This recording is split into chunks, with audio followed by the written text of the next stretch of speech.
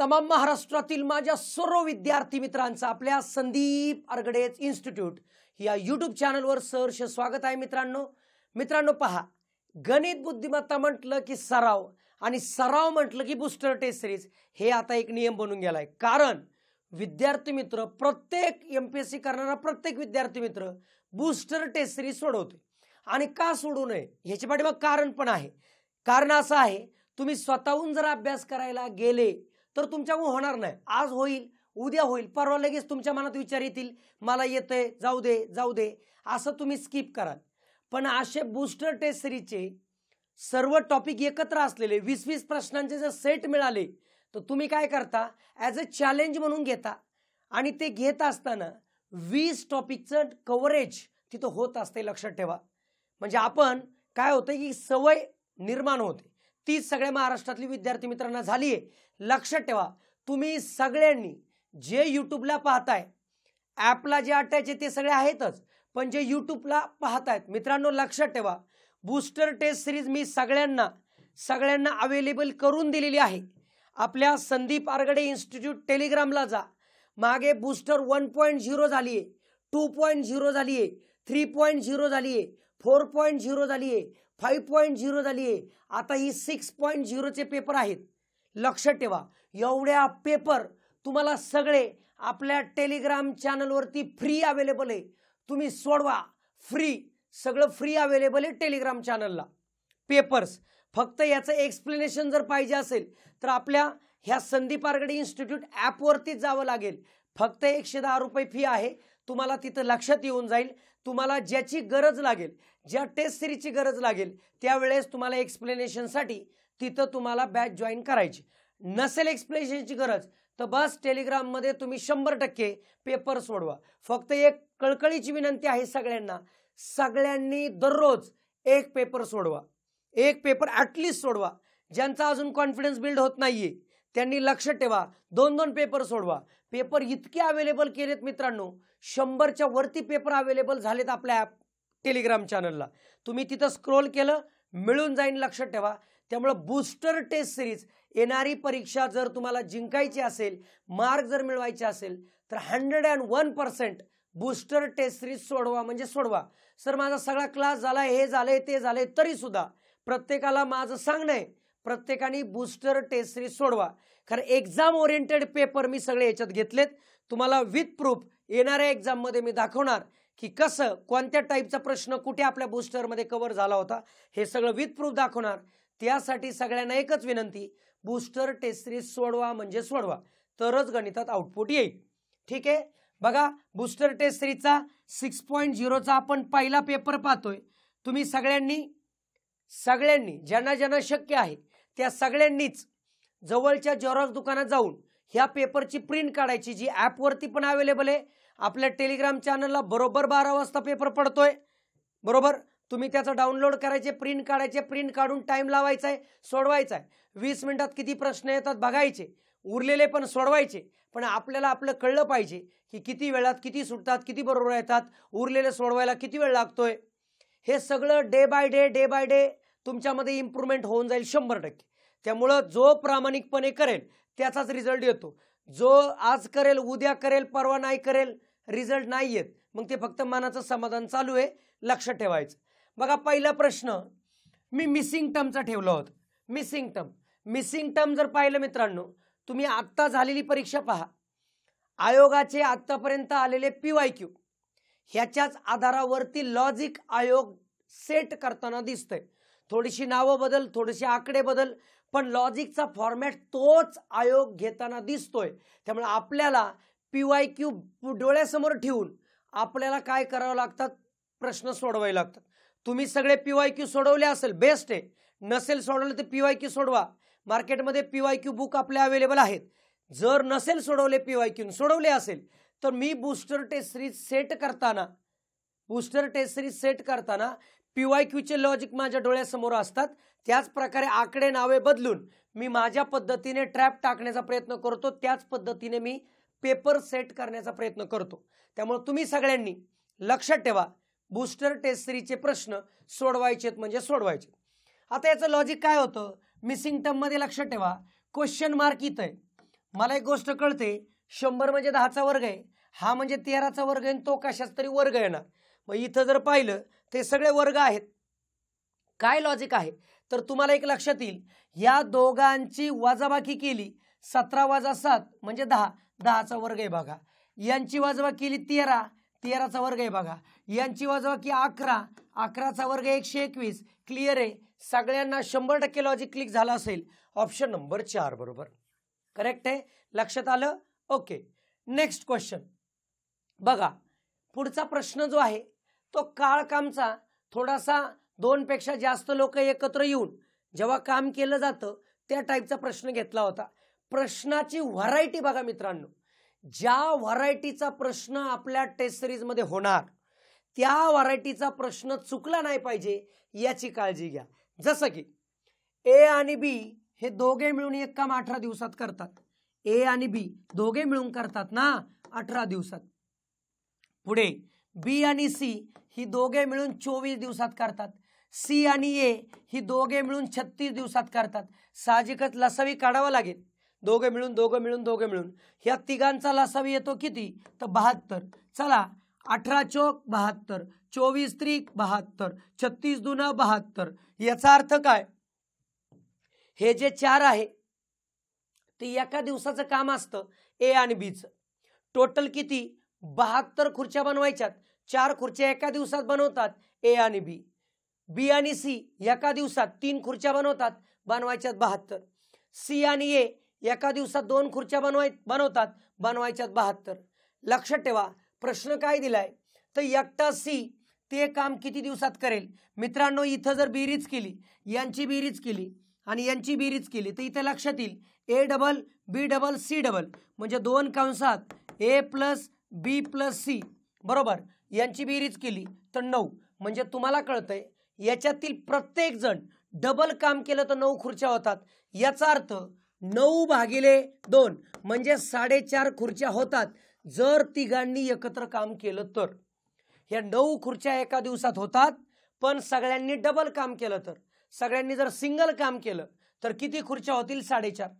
आता आपल्याला 4.5 खुर्च्या एका दिवसात बनवल्या जाणार, पण तिघं मिळून एकत्र आले तर.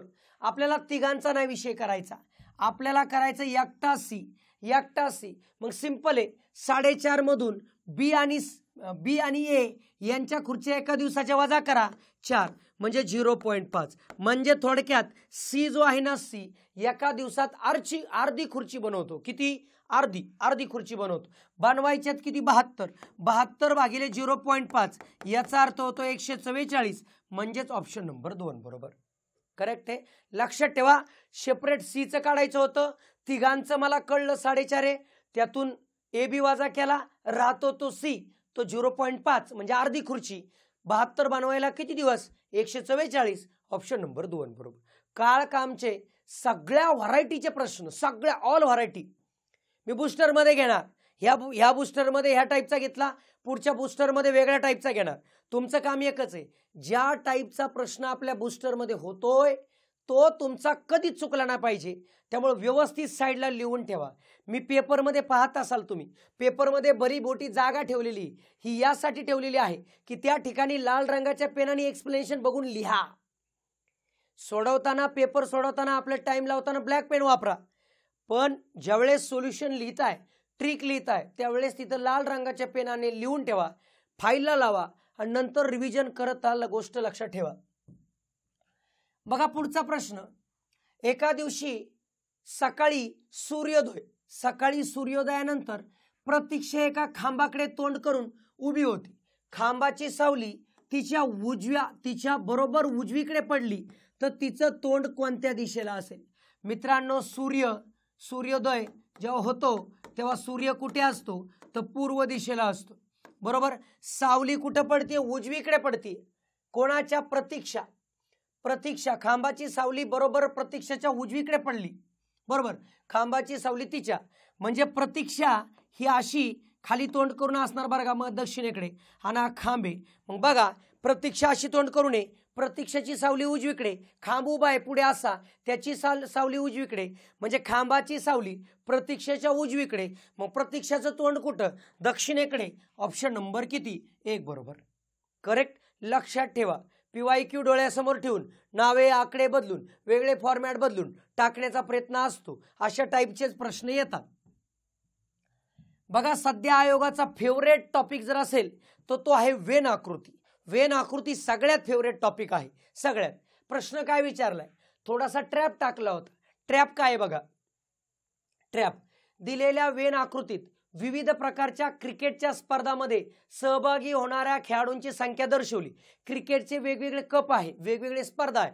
बघा, तर केवळ रणजी खेळणाऱ्या, आता रणजी म्हणजे हा गोल, केवळ म्हणजे 29, म्हणजे केवळ रणजी जर म्हटलं, केवळ रणजी म्हटलं तर किती येतं 29. केवळ रणजी खेळणाऱ्या खेळाडूंची संख्या 29. ही केवळ IPL, आता केवळ IPLचा हा जो बॉक्स आहे हा पूर्ण जो ट्रॅपेझियम दिसतो समलंब चौकोन हा IPLचा आहे. केवळ IPL म्हणजे बाकीच्या आकृत्यांमध्ये न येणारा. काही जणांच्या ट्रॅप कसा होता, काही जणांच्या नजरेत 45 पडला असेल, मग त्यांनी काय केलं, केवळ IPL मध्ये सहभागी होणाऱ्या खेळाडूंसंख्येपेक्षा कितीने कमी, लगेच घाई केली, 45 वजा 29 16 पटकन टिक केलं. कारण हे वाटलं फक्त IPL आहे. अरे इथं नाही, काही जणांनी इकडे नजर गेली, काहींनी असं केलं 38 वजा 29, अरे वा 9 टिक. मी दोन्ही पर्याय दिलेत बघा, पण मी लय शातीर, मी काय केलंय बघा, इकडेही ठेवलंय बघा, हे केवळ IPL आहे आणि हे पण केवळ IPL आहे. ह्या दोघांची बेरीज जर केली 45 प्लस 38 किती येतात, तर 83. 83 वजा 29 किती येतात, 54. म्हणजेच ऑप्शन नंबर 3 बरोबर. करेक्ट. कसे ट्रॅप टाकलेत बघा. काहींची घाई असते, त्या घाईमध्ये चुकतात. जे होतं, मला काउन्सिलिंगला माझ्याकडे जेवढे विद्यार्थी येतात, सर असं झालं तसं झालं हे झालं ते झालं, कॉल येतात, ह्याच्यामध्ये एक गोष्ट कळते, सर अभ्यास सगळा होता पण गडबडलो चुकलो, तिथं काय झालं काय कळलं नाही. ह्याचं कारण आहे, ह्या सगळ्याचं सोल्युशन दररोज पेपर न सोडवण्याची सवय जी तुम्हाला आहे, तुम्हाला फक्त पुस्तक वाचायचे, तुम्हाला फक्त सोडवीत राहायचे, पण आजमायचं नाही स्वतःला. त्यामुळं तुम्हाला ऐन परीक्षेच्या वेळेत तिथं 1 तासामध्ये तुमची गडबड होते आणि तुम्हाला जे पाहिजे ते आउटपुट मिळत नाही. भीती वाटते, घाम फुटतो. इथं पेपर जर रूमवर सोडवला सर लय मार्क पडतात, पण तिथं गेल्यावरती काय होतं काय कळत नाही. याचं एकच रिझन असतं, रिझन एकच, त्या टायमिंग, त्या फिलिंगमध्ये, त्या परिस्थितीमध्ये, प्रेशर, एक्झाम प्रेशरच्या वातावरणामध्ये तुम्ही पेपर कधी सोडवत नाही. आता पुण्यामध्ये आपल्या अकॅडमीमध्ये हीच बूस्टर टेस्ट सिरीज दुपारी 2 वाजता ऑफलाईन आहे. जे विद्यार्थी मित्र जवळपास आहेत पुण्यात येऊ शकतात. दुपारी खाऊन झोपण्यापेक्षा तिथं जर येणं शक्य आहे तर तिथं बरोबर 20 मिनिटाचा टायमिंग लावतो मी. पटकन पुढे सोडवा, 200 पोरांच्या वातावरणामध्ये पेपर सोडवा. तो एक्झाम प्रेशर हँडल करायला शिका, अजिबात अडचण येत नाही. बघा, शेवटी तुम्हाला पेपर सोडवायचे, पण कसं सोडवता हे पण बघा. मनाचं समाधान करू नका, ह्या ट्रॅपमध्ये फसायचं नाही, म्हणून प्रॅक्टिस खूप गरजेची असते. ऑप्शन नंबर 3 बरोबर. बघा पुढचा प्रश्न, अंकमालिका तुम्ही जर पाहिलं 13, 14, 27, 27 काय करावं बाबा. आता इथं जर विचार केला तर हे 1 ने वाढतंय, हे सारखंच आहे. आता इथं काय हे काय करावा, मग ह्या 2 सिरीजची मिक्सिंग आहे. 13, 27 14 ने वाढतंय, इथं वाढलं 28 ने वाढलं, इथं कितीने वाढतंय बघा, लक्ष देते का, 13, 27, 55, इथं कितीने वाढतंय 56 ने वाढतंय बरोबर. आता इकडे जर विचार केला तर हे वाढतंय 13 ने बरोबर, हे वाढतंय 26 ने, म्हणजे 27 + 26 53, आणि इकडे कितीने वाढणार 26 च्या दुप्पट 52 म्हणजे 105, म्हणजे इथं कन्फर्म 53 येणार. ऑप्शन नंबर 2 बरोबर. फरकांची डबल होत जाते, ही गोष्ट लक्षात ठेवा. बघा पुढचा प्रश्न, कॅलेंडरचा क्वेश्चन घेतला होता. जर 1992 मध्ये गांधी जयंतीला शुक्रवार होता तर त्याच वर्षी 28 फेब्रुवारीला कोणता वार होता. जाणून बुजून 28 फेब्रुवारी दिलाय, कारण 1992 लीप इयर आहे. म्हणजे 2 ऑक्टोबर, गांधी जयंती कधी असते 2 ऑक्टोबर, 1992 ला जर शुक्रवार असेल तर 28 फेब्रुवारी 1992 ला कोणता वार असेल हे तुम्हाला सांगायचे. मग काय परिस्थिती बघा, 2 ऑक्टोबर पासून 28 फेब्रुवारी पर्यंत रिटर्न जायचे. मग ऑक्टोबर पासून ज्या तारखेचा वार दिलाय ती तारीख पकडायची नाही, म्हणजे ऑक्टोबर मध्ये रिटर्न जायचं असेल तर 1 दिवस आहे. 1 ऑक्टोबर. सप्टेंबर म्हणजे पूर्ण दिवस आहे, तर सप्टेंबर 30चा असल्यामुळे 2 कोड घेतात. ऑगस्ट 31चा असल्यामुळे 3 कोड घेतात. जुलै 31चा असल्यामुळे 3, जून 30चा असल्यामुळे 2, मे 31चा असल्यामुळे 3, एप्रिल 30चा असल्यामुळे 2, मार्च 31चा असल्यामुळे 3 आणि फेब्रुवारी कुठपर्यंत जायचं रिटर्न 28 पर्यंत. 1992 आहे म्हणजे 29 1 आणि 28 1 ज्या तारखेचा वार काढायची तारीख पकडायची असते. म्हणजे फेब्रुवारी किती दिवस 2. मग या सगळ्यांची काउंटिंग करा. 2 3 5 2 7 10 12 15 15 3 18 20 आणि 21 यांची बेरीज झाली 21. 21 भागिले 7 शून्य बाकी. शून्य बाकी म्हणजे पुढेही जाऊ नका मागे जाऊ नका, तो वार आहे तोच वार येणार शुक्रवार. ऑप्शन नंबर 3 बरोबर. जर एखादी बाकी आली असती काही समजा एक बाकी तर रिटर्न गेलो असतो गुरुवार. शुक्रवारच्या मागे एक दिवस गुरुवार. मागे जातोय तर जे काही बाकी येईल तेवढे दिवस मागे जायचं. जर पुढे जातो म्हटलं तर जी बाकी येईल ती पुढे दिवस जायचं. लक्षात ठेवा. बघा पुढचा एकदम साधा सोपा सिंपल क्वेश्चन. एक पाण्याची टाकी पहिल्या नळाने 12 तासात भरते. एक नळ टाकी भरतोय 12 तासामध्ये. त्या टाकीचं एक छिद्र असल्यामुळं पूर्ण भरलेली टाकी 16 तासात रिकामी होते. तर टाकी किती तासात पूर्ण भरेल? दोघं चालू आहेत, भरणारा रिकामा करणारा, म्हणजे एकत्र मिळून काय होईल? एकत्र म्हणलं तर XY upon X plus Y. लक्षात ठेवा. X एक भरतोय एक रिकामा करतोय म्हणलं मायनस. बरं का, एक भरतोय एक रिकामा करतोय, मायनसचं सूत्र वापरा. बघा भरणारा 12 रिकामा करणारा 16. 16 वजा 12 किती येते? 12 गुणिले 16 छेद 4. 4 चोक 16, 12 चोक 48.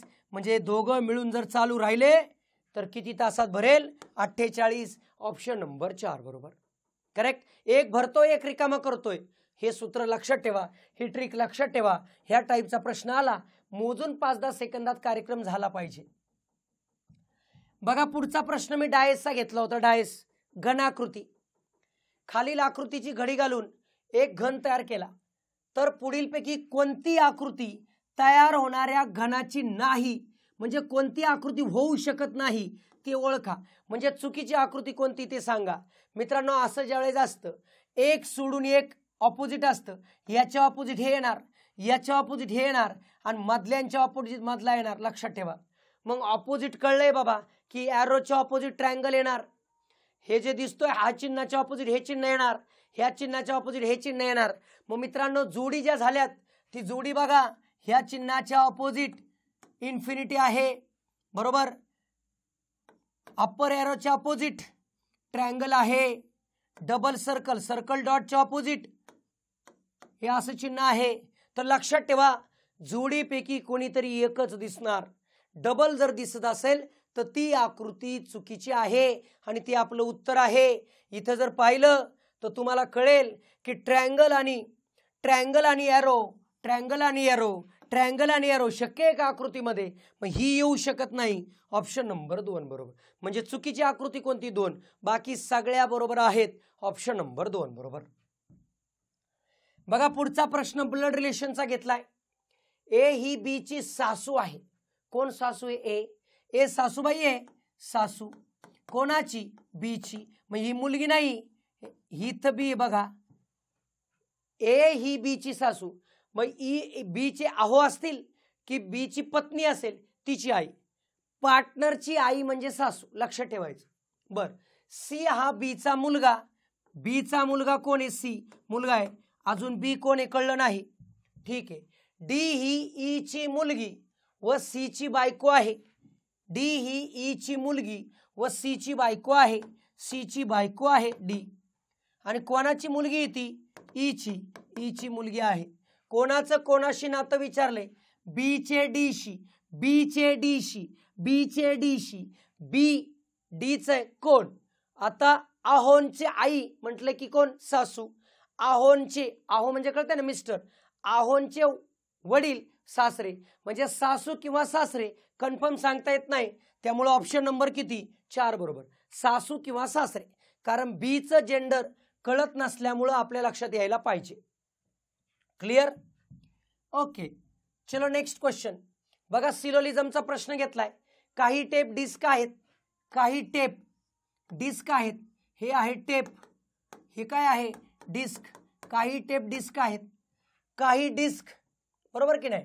डिस्क आहे कॅसेट, काही डिस्क आहे कॅसेट, कॅसेट, काही डिस्क कॅसेट आहे. काही कॅसेट गाणी आहेत, काही कॅसेट गाणी आहेत, बरोबर. ठीक आहे, आकृती अशी तयार झाली. सर्व गाणी कॅसेट, सर्व गाणी कॅसेट होतील का, नाही.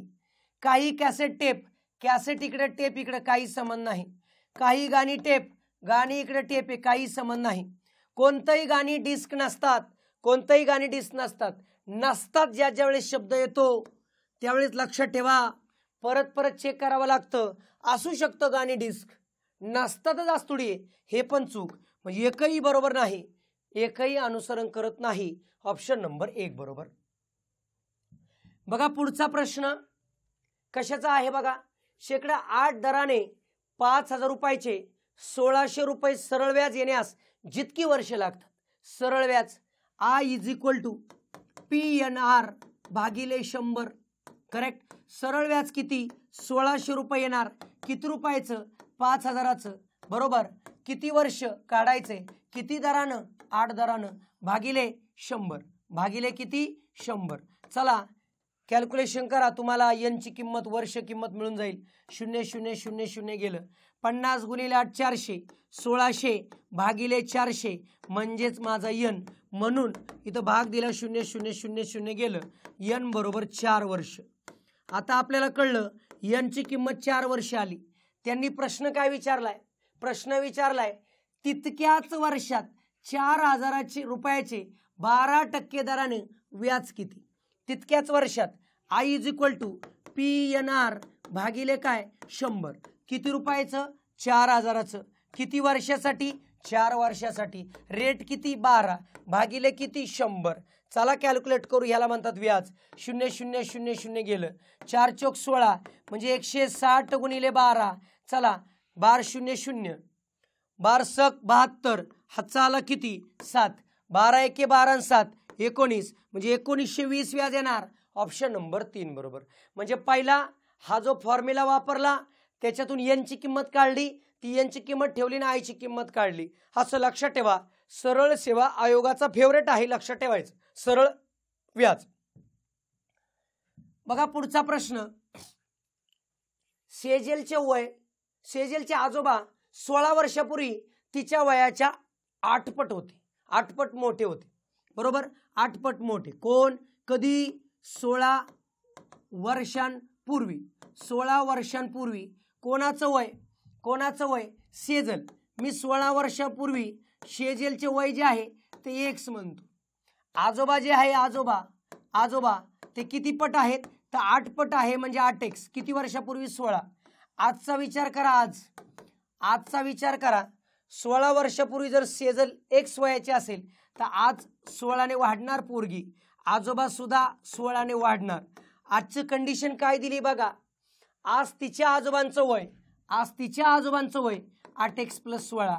हे तिच्या आत्ताच्या वयाच्या म्हणजे x + 16च्या आत्ताच्या वयाच्या काय तिप्पटीपेक्षा 8 वर्षांनी जास्त आहे, तिप्पटीपेक्षा 8 वर्षांनी जास्त. म्हणजे सेजलच्या वयाची तिप्पट करून 8 मिळवलं की आजचं आजोबांचं वय येते. सोडवा.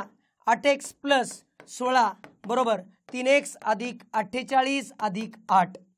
चला 8x - 3x बरोबर किती येईल, 48 आणि 8 56, 56 - 16 यांची वजा की 5x बरोबर 40. मग x बरोबर किती 8, 8 × 45. x 8 आला रे.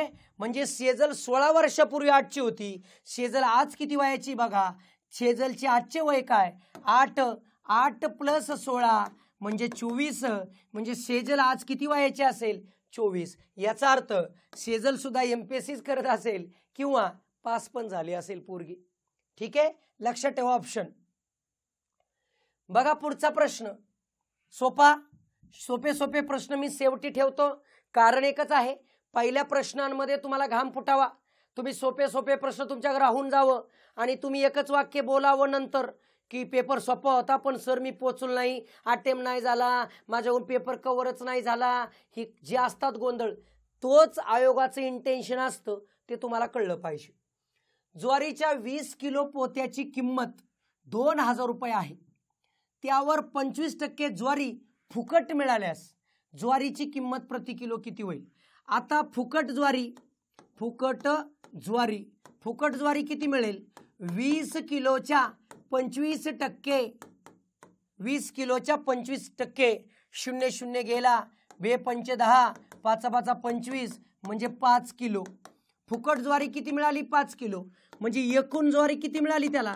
एकूण ज्वारी बघा, एकूण ज्वारी मिळाली पहिली 20 नंतर 5 म्हणजे किती? 25 kg. 25 kg किती रुपये दिले? 2000. मग दर काय असेल तर 2000 भागिले 25. 25 8 200, शून्याला शून्य, म्हणजे रेट काय असेल? 80 रुपये किलो. ऑप्शन नंबर 3 बरोबर. बघा पुढचा 14 नंबरचा प्रश्न लसावी मासावीचा घेतलाय. बेसिक क्वेश्चन शेवटी ठेवलेत मी. 2 पूर्ण संख्यांचा गुणाकार 1500 असेल, त्यांचा मासावी 10 असेल तर लसावी काय? आपल्याला माहित पाहिजे. 2 संख्यांचा गुणाकार व्यवस्थित लिहून घ्यायचं पेपरवर, बरोबर मसावी गुणिले लसावी. लक्षात ठेवा, लसावी आणि मसावीचा जो गुणाकार असतो तोच त्या 2 संख्यांचा असतो. मग 2 संख्यांचा गुणाकार दिलाय 1500, मसावी किती आहे? 10. लसावी काढायचा आहे, त्याला मी ल म्हणतो. 10 इकडे भागलं, 1500 भागिले 10 म्हणजेच ल. चला कॅल्क्युलेट करूया. शून्याला शून्य कटलं म्हणजे ल बरोबर किती? तर 150, म्हणजेच ऑप्शन नंबर किती? 1 बरोबर. करेक्ट. चला पुढचा प्रश्न. बसचे प्रवास भाडे शुल्क 70% कमी केल्यामुळं प्रवास करणाऱ्या प्रवाशांची संख्या 80% वाढली तर काय बदल होईल? मित्रांनो लक्षात ठेवा, टक्के जब रहता है तो काय करायचं? कन्सेप्टने काय करायचं आणि ट्रिकने काय करायचं? कन्सेप्ट अशी की कोणतीही गोष्ट टक्के आणि टक्के जर असेल तर 100 मानून चला, 100 माना गुणिले कमी झाले 70% कमी म्हणजे 30/100, पुढे 80% वाढ म्हणजे 180/100, कमी झाले की वजा करायचं, वाढ झाली की प्लस करायचं. काय होतोय आकडा बघा. ठीक आहे, मग दुसरी ट्रिक सांगतो बघा. कॅन्सलेशन, 100ला 100 गेले, ह्याला हे गेलं म्हणजे 18 त्रिक 54, म्हणजे 54 होत आहे, म्हणजे 100चं 54 होत आहे, म्हणजे किती झालं? 46% कमी झालं, कमी, म्हणजेच ऑप्शन नंबर 4 बरोबर. करेक्ट. हे असं वापरू शकता 100 मानून, किंवा बऱ्याचशा विद्यार्थी मित्रांना आपल्या ट्रिक्स माहिती आहे. काय ट्रिक्स आहे? x + y + xy/100, टक्के जब रहता है त्यावेळेस असं करायचं. मग बघा, x म्हणजे कमी आहे वजा 70, y म्हणजे वाढलंय +80, वाढ असेल तर प्लस, कमी असेल तर minus, minus into plus minus, 70 गुणिले 80 भागिले 100. बस कॅल्क्युलेशन करा. वजा 70 अधिक 80 वजा काय येते बघा. शून्याला शून्य गेला, 7 8 56 बरोबर. ह्या दोघांचं केलं +10 अधिक वजा 56 म्हणजे वजा 46. वजा किंमत आली म्हणजे कमी होणार, म्हणजेच ऑप्शन नंबर 4. तुम्ही असं सोडवा नाहीतर असं सोडवा, कन्सेप्टने सोडवा नाहीतर आपल्या ट्रिकने सोडवा, जे योग्य वाटेल ते करा. बघा मित्रांनो पुढचा प्रश्न. आंतरवेळ वेग ट्रेनची गणित, त्यातला प्रश्न घेतला बघा. 800 मीटर लांबीची ट्रेन 78 किलोमीटर प्रति तास वेगाने धावत आहे. ती 1 मिनिटात बोगदा पार करते, तर बोगद्याची लांबी काय? बोगदा, प्लॅटफॉर्म, पूल ओलांडणे, आठवतं का? डिश करो, विश करो, डिश टीव्ही. कानात घुमतोय पोरांच्या शब्द हा. डिश करो, विश करो, डिश टीव्ही. डी म्हणजे काय? तर ट्रेनची लांबी प्लस बोगद्याची लांबी, टी-व्ही. बघा आता इथं ट्रेनची लांबी 800 दिलेली मीटरमध्ये, प्लस वाय तसाच काढायचा आहे. वेळ हा मीटर आहे, सेकंदामध्ये पाहिजे. 1 मिनिट म्हणजे 60 सेकंद गुणिले वेग हा 78 km/h आहे, त्याला साहजिकच 518ने गुणावं लागेल, कारण km/h मीटर/सेकंद करायचं, एका एककात आणायचं. 6 × 3 = 18, 6 × 10 = 60, 3 × 1 = 3, किती येते बघा 26 त्रिक 78, मग 26 गुणिले 5 130 गुणिले 10 म्हणजे 1300, 800 प्लस वाय बरोबर 1300, म्हणजे वाय बरोबर 1300 वजा 800 म्हणजेच किती आलं रे 500, म्हणजे वायची किंमत 500, याचा अर्थ बोगद्याची किंमत 500 मीटर. ऑप्शन नंबर 2 बरोबर. बोगदा ओलांडणे आयोगाचा फेवरेट टाईप आहे, लक्षात ठेवायचा. बघा पुढचा प्रश्न भूमितीचा घेतलाय. एका खोलीमध्ये 30 सेंटीमीटर लांबी आणि 30 सेंटीमीटर रुंदी असणाऱ्या 150 फरशा बसविल्या आहेत. त्या खोलीची लांबी 4.5 मीटर आहे, तर रुंदी काय? मित्रांनो, फरशांची संख्या म्हणजे आपण नेहमी म्हणतो एखाद्या खोलीमध्ये एकूण किती फरशा बसवायच्यात, तर लक्षात ठेवा खोलीचे क्षेत्रफळ भागिले फरशीचं क्षेत्रफळ बरोबर. खोलीचं क्षेत्रफळ भागिले फरशीचं क्षेत्रफळ. मग खोली क्षेत्रफळ लांबी रुंदी म्हणजेच काय 4.5 मीटर आहे, बरोबर की नाही. चला 4.5 मीटरचं सेंटीमीटर करा 450 गुणिले रुंदी x म्हणूया आपण. फरशीचं क्षेत्रफळ 30 गुणिले 30 आणि किती फरशा आहेत 150. चला कॅल्क्युलेशन करूया. x ची किंमत काढायची, या इकडे घेऊन 150 गुणिले 30 गुणिले 30 भागिले 450 म्हणजेच x, म्हणजे तुम्हाला रुंदी मिळून जाईल.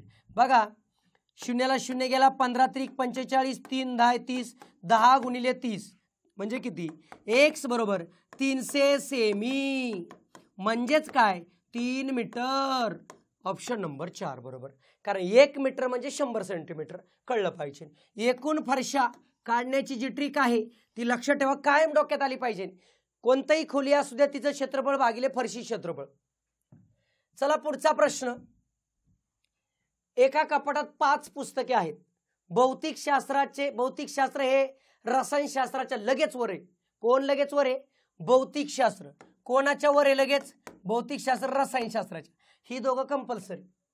इतिहास हे जीवशास्त्र आणि भूगोलाच्या मध्ये. इतिहास हे जीवशास्त्र आणि भूगोल यांच्यामध्ये, किंवा असे होऊ शकतं भूगोलवरती इतिहास खाली जीव खाली, त्याच्या खाली जीव. बर काय दिले बघा, इतिहास वरून दुसऱ्या क्रमांकाचे पुस्तके. म्हणजे इतिहास कंपल्सरी एकतर असं तरी येणार आहे किंवा असं तरी येणार आहे. तर प्रश्न काय विचारलाय, सर्वात खालचे पुस्तक काय, ते या दोघांनाच यावे लागणार आहे. म्हणजे भौतिक इथं येईल आणि रसायन इथं येईल, किंवा भौतिक इथं येईल रसायन इथं येईल. सर्वात खालचे पुस्तक कोणतं? सर्वात खालचं पुस्तक कोणतं? रसायनशास्त्र. ऑप्शन नंबर 3 बरोबर. हे वरती कसं येऊ दे, हे खाली दोघं येणार आहे कंपल्सरी. बघा मित्रांनो पुढचा प्रश्न घड्याळाचा प्रश्न घेतला होता. सध्याच्या ट्रेंडमध्ये घड्याळ फेवरेट आहे. रातचे घड्याळ एका दिवसात 36 मिनिटं मागे पडते. एका दिवसात 36 मिनिटं. त्याने दुपारी 2 वाजता घड्याळ बरोबर लावले. किती वाजता? 2 वाजता. तर दुसऱ्या दिवशी सकाळी 8 वाजता रातचं घड्याळ कोणती वेळ दाखवेल? मित्रांनो एक गोष्ट कळते, 24 तासामध्ये जर 36 मिनिटं मागे पडत असेल तर हे किती तास होतात बघा. आजचं दुपारी 2 ते उद्या सकाळी 8, आजचं दुपारी 2 ते उद्या दुपारी 2, 24 तास होतील. 8च्या पर्यंत यायचंय म्हणजे मागे 6 तास म्हणजे 18 तास. म्हणजे 18 तासाला किती हे कळेल आपल्याला. मग याच्याहून x बरोबर 36 गुणिले 18 छेद 24 एवढे मिनिटं मागे पडेल. 6 त्रिक 18 6 चौक 24 4 ने भागलं 9 9 त्रिक 27 म्हणजे 27 मिनिटे मागे पडेल. मागे कोणाच्या रे? कोणाच्या? 8च्या मागे 27 म्हणजे 7 वाजून 33 मिनिटं हे उत्तर होऊन जाईल. म्हणजेच ऑप्शन नंबर 2 बरोबर करेक्ट. एवढे मिनिटं मागे पडेल. बघा पुढचा सोपा प्रश्न पदवलीचा. जर प्लस असेल तर भागिले ठेव, मायनस असेल तर गुणिले ठेव, गुणिले असेल तर प्लस ठेव, भागिले असेल तर मायनस ठेव आणि सोडव. 72 प्लसचा अर्थ भागिले 8, गुणिलेचा अर्थ प्लस 9, भागिलेचा अर्थ -3, मायनसचा अर्थ गुणिले 16, प्लसचा अर्थ भागिले 4. चला बॉडमस काय सांगतो? पहिल्यांदा भागाकार सोडव. 8 9 72, 9 + 9 वजा 3 गुणिले यांचा भागाकार किती येतो? 4. चला भागाकार झाल्यावर काय सोडवायचं असतं? गुणिले 9 + 9 वजा 12. करा बेरीज 18 वजा 12 म्हणजे उत्तर किती आलं 6. ऑप्शन नंबर किती 2 बरोबर करेक्ट आहे. मित्रांनो लक्षात ठेवा तुम्हाला हे जे दिसतंय बूस्टर टेस्ट सिरीज 6.0 चा हा पहिला टेस्ट पेपर आहे. तो तुम्हाला यूट्यूबवर पण अवेलेबल आहे, ॲपमध्ये पण आहे. पहिले 3 पेपर मी फ्री देतोय अवेलेबल. याचं कारण एक्सप्लेनेशनसाठी कारण असं आहे तुम्ही चेक करा कशा दर्जाचं काय लेवलचं टेस्ट सिरीज एक्सप्लेनेशन असते. आपल्याला फायदा होत असेल तर 100% आपली 6.0 आत्ता नुकतीच लॉन्च झालेली आहे. आपल्या ॲपमध्ये जायचं, ॲपमध्ये 6.0 सर्च करायचं, त्याचं टाइम टेबल दिलेलं आहे, ते टाइम टेबल बघायचं आणि ती बॅच जॉईन करून काम करून घ्यायचं. याचा पेपर दररोज दुपारी 12 वाजता आपल्या ॲपवरती पडलेला असतो. तो पेपर घ्यायचा, सोडवायचा, एक्सप्लेनेशन पाहायचं, ज्या ट्रिक्स ज्या प्रश्न चुकलेत त्याचं बाजूला लिहून काढायचं, फाईलला पेपर लावायचा. उद्या नियोजन तेच. पहिले 3 पेपर तुम्हाला सगळ्यांना यूट्यूबवर अवेलेबल मिळतील. बाकीचे पेपर फक्त आणि फक्त म्हणजे एक्सप्लेनेशन बाकी फक्त आपल्या ॲपवरती मिळेल. लक्षात ठेवायचं पेपर सगळे टेलिग्रामलाच आहे, फक्त एक्सप्लेनेशन आपल्या ॲपमध्ये मिळतील. आपलं ॲप संदीप आरगडे इन्स्टिट्यूट आहे. लक्षात ठेवा ज्या विद्यार्थी मित्रांचे अजून कन्सेप्ट क्लिअर नाही ते विद्यार्थी मित्रांसाठी खास कंबाईंड टार्गेट बॅच लॉन्च केलेली आहे.